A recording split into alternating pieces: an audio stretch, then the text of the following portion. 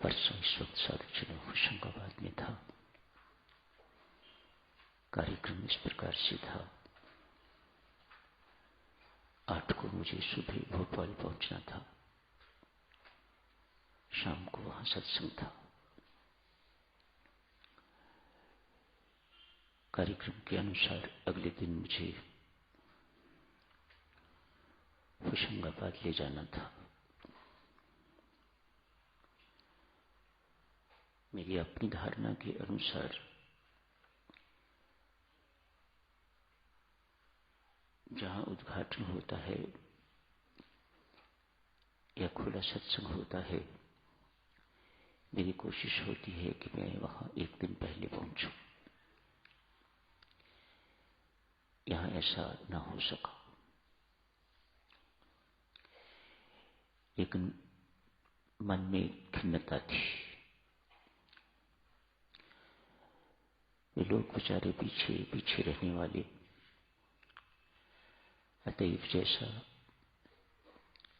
भोपाल या और सीनियर्स ने कहा, बेचारे मान गए। यहां मुझे कह के गए थे, कोशिश करना भोपाल का सत्संग रात को खत्म होगा, रात को ही होशंगाबाद आ जाना।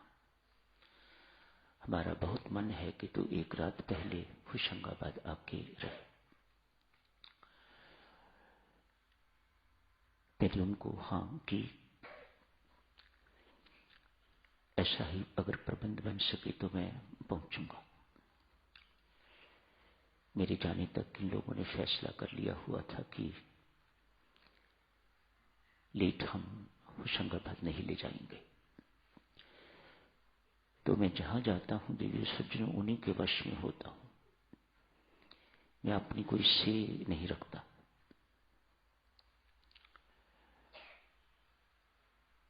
सत्संग की समाप्ति हुई। सुबह मुझे कहा गया कि 5:30 बजे की ट्रेन है, जीटी एक्सप्रेस यहां से चलती है, होशंगाबाद जाती है, भोपाल से होती हुई 5 बजे तैयार रहना। मैं तैयार हुआ।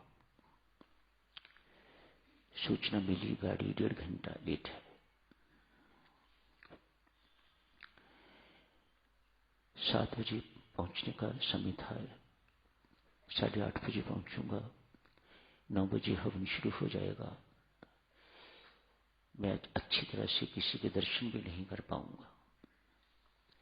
आप मुझे पूछें कि होशंगाबाद का श्री रामकृष्ण कैसा है, तो मैंने नहीं देखा। 9 बजे से लेके 2 बजे तक इतनी व्यस्तता होती है उस दिन मेरी कि मैं कुछ नहीं देख पाता। 2:30 बजे के आसपास मुझे दोपहर का खाना खाने को मिलता है। मैंने वहां के प्रबंधकों को बुलाया, भोपाल के। उनसे पूछा कि क्या लेटेस्ट समाचार है। कहा गाड़ी 1.5 घंटा लेट है और भी लेट हो सकती है। मैंने उन्हें तत्काल कहा कि मेहरबानी करके मुझे अभी होशंगाबाद ले चलिए। आप कैसे जा रहे हैं? कहा तेरी सीट तो ट्रेन में है, हम लोग बाई रोड जा रहे हैं, मैं भी बाई रोड जाऊंगा। निकल पड़े 7 बजे से पहले पहले होशंगाबाद।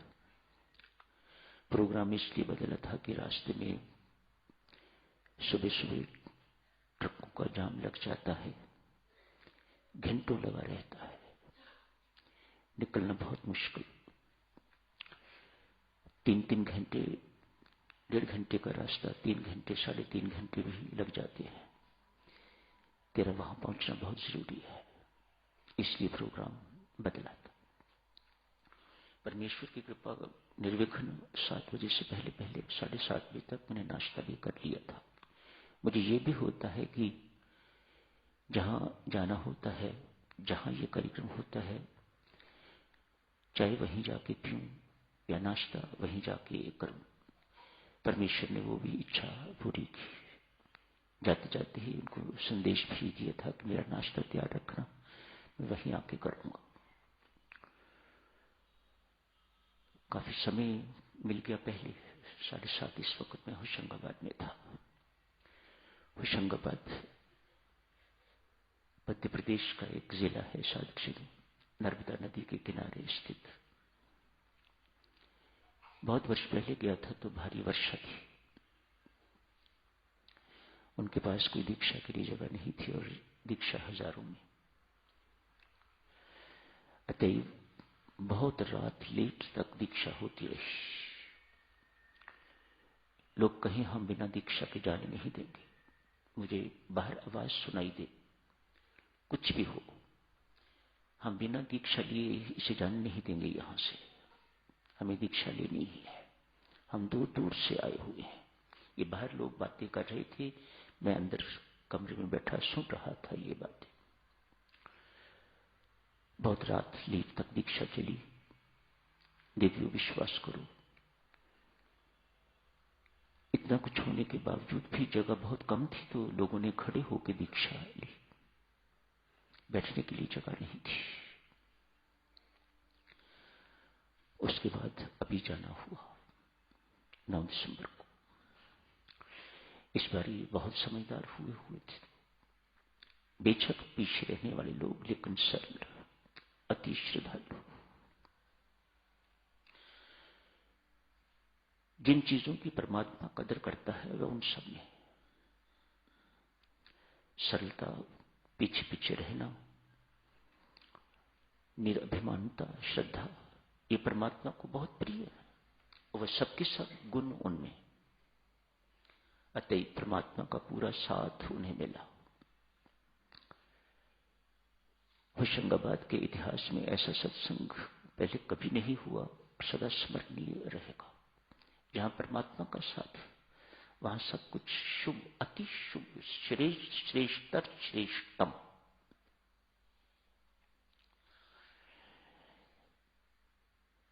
इस बार उन्होंने पंडाल में दीक्षा रखी हुई थी। हवन भी जैसा उन्होंने करवाया, जो कुछ मेरे से करवाना होता है, मुझे लगभग स्टेप्स याद हैं अब,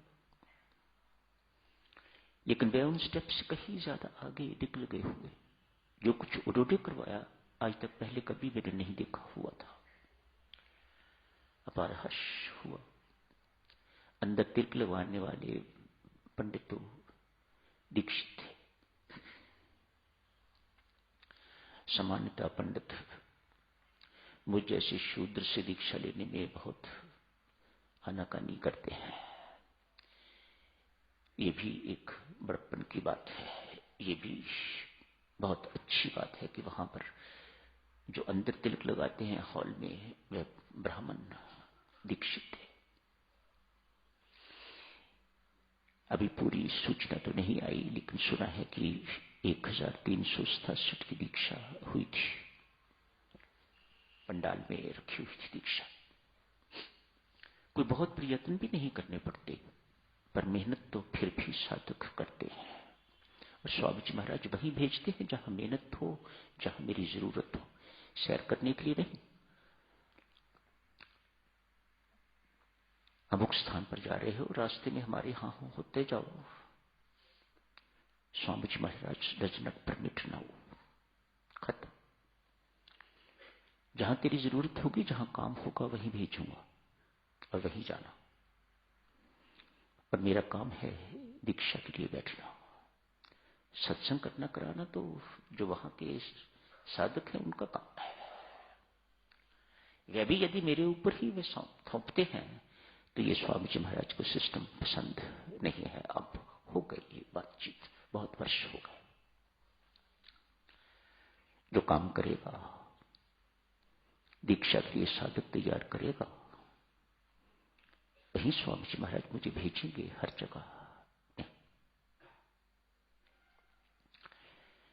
बहरहाल साधक चलो, सब कुछ बहुत अच्छा था। भोपाल का सत्संग भी अच्छा। 574 में दीक्षा वहां ली। बड़ा स्थान है। इतने लोगों की दीक्षा ऐसी जगह पर बहुत मानी जाती है। सामान्य जगहों पर 150-200 दीक्षा हो जाती है तो बहुत दीक्षा हो गई। बहुत श्रद्धालु लोग श्रद्धा और श्रद्धा वे साधुजनों, इतना ही अंतर दिखाई देता है। जैसे बैंक में एक क्लर्क भर्ती हुआ, या किसी स्कूल में या किसी ऑफिस में, गवर्नमेंट ऑफिस में एक क्लर्क भर्ती हुआ और हेड क्लर्क बन के रिटायर हो गया। जिंदगी भर की बस यही कमाई। ऐसे व्यक्ति को जो साधक अश्रद्धावान है उनसे मैं तुलना करता हूं। अश्रद्धा आपको शायद यहां से उस गेट तक साधना में पहुंचाएगी, लेकिन जो व्यक्ति श्रद्धावान है, जो पहले ही अकाउंट्स ऑफिसर वहां भर्ती हुआ है, श्रद्धावान व्यक्ति तो ऐसा जैसे सेना में सैनिक भर्ती हुआ हो और हवालदार बन के रिटायर हो गया हो। श्रद्धावान व्यक्ति ऐसा जो सेकंड लेफ्टिनेंट भर्ती हुआ और ब्रिगेडियर तक पहुंच गया। श्रद्धा और अश्रद्धा में इतना फर्क है। अश्रद्धावान की मेंटालिटी और क्लरिकल मेंटालिटी में कोई फर्क नहीं होता। क्लरिकल मेंटालिटी जिनकी होती है, अफसर भी उनसे तंग, ये कहां मेरे पल्ले पड़ गया है। ये अपनी मेंटालिटी छोड़ता ही नहीं, कुछ ना कुछ उसे अपना बड़ापन दिखाने के लिए कुछ ना कुछ कागज पर जरूर लिख देता है जिससे बाधा पड़े और साहब इसे फाइल को क्लियर ना कर सके। Clerical mentality. अश्रद्धावान देवी, डगमगाने वाली अश्रद्धा साधक को हेड क्लर्क तक मुश्किल से पहुंचाएगी और जन्म खत्म हो जाएगा। श्रद्धावान व्यक्ति ऐसे उठता है, परमात्मा उसे धक्का मारता है। गिरा हुआ है तो उसे ऊपर उठाता है, अगर ऊपर उठा हुआ है तो उसे उछाला मारता है। श्रद्धा। कोई साधक यहां से थी, वहां पर पहुंचे हुए, श्रद्धा देखी होगी। 12 बजे प्रीति भोज का समय था, शायद 12:05 पर समाप्ति हुई होगी। 11 बजे तक उन्हें पता लग गया जितने लोगों की अपेक्षा थी उससे कहीं ज्यादा है। खाना उन्होंने ऐसे पैकेट्स में दिया जैसे हल्दीराम के डिब्बे, हलवाई के डिब्बे दुकान से मिलते हैं, ऐसे डिब्बों में उन्हें खाना बंद करके दिया सबको पैकेट। छोटी छोटी जगहों पर ये चीजें बहुत मायने रखती हैं। 11 बजे भोजन और तैयार,